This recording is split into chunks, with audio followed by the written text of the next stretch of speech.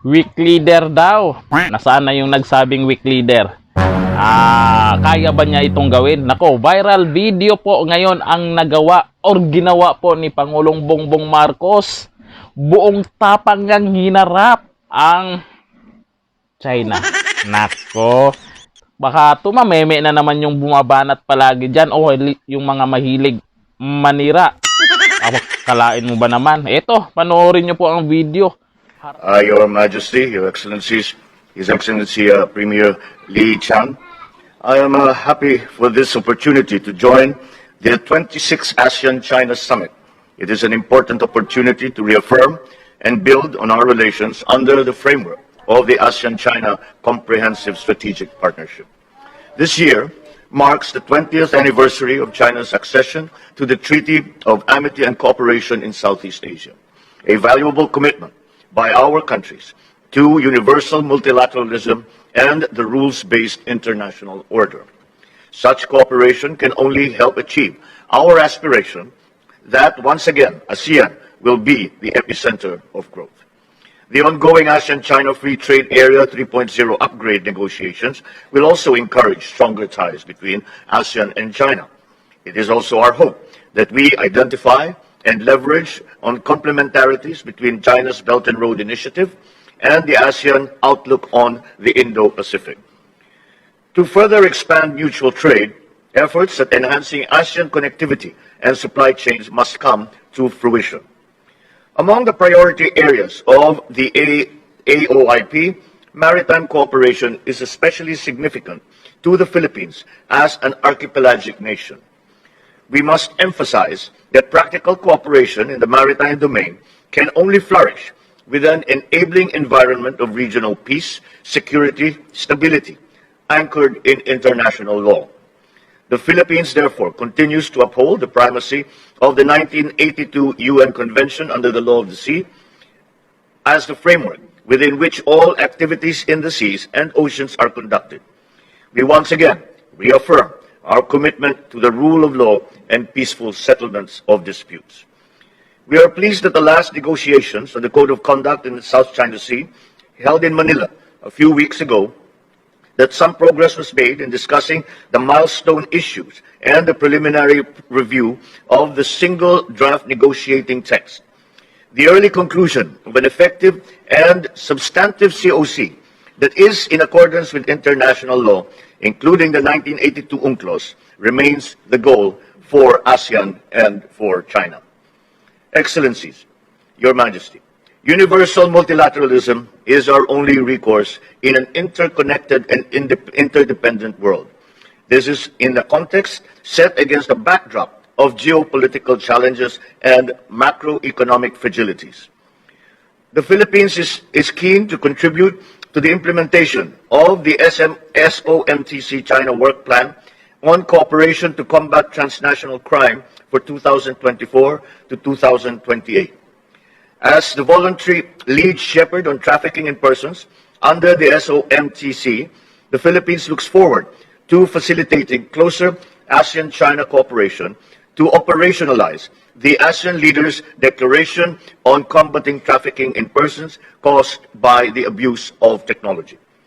Meanwhile, the designation of 2004 as the ASEAN-China Year of People-to-People Exchange goes to the heart of ASEAN's community building. The Philippines welcomes initiatives and programs under this banner, with the aim of deepening interaction and cultivating greater understanding among our peoples. We continue to keep as a guiding principle China's long-standing commitment to ASEAN centrality and unity as a guiding principle once again in all its engagement with ASEAN in these discussions. Therein, in our view, lies the path of peace and progress for us. President Yoon Suk-yeol, Your Majesty, Your Excellencies, good morning. It brings hope for us to be here today at this opportune moment to assess the progress of ASEAN-ROK relations, to celebrate our shared successes, and recommit ourselves to a future of mutual growth and cooperation. In the interest of maintaining peace and stability in the region, we express grave concern over the recent surge of intercontinental ballistic missile launches conducted by the DPRK. we underscore the need for the DPRK to fully comply with all UN Security Council resolutions. We also affirm our support for the principles embodied in the ROK's audacious initiative that aims to achieve a denuclearized DPRK, an essential component for sustainable peace and prosperity in the Korean Peninsula, in Northeast Asia, and the world. We look forward to the implementation of the Korea-ASEAN Solidarity Initiative, which will further deepen ASEAN and ROK's collaboration on common political, economic, and social cultural concerns.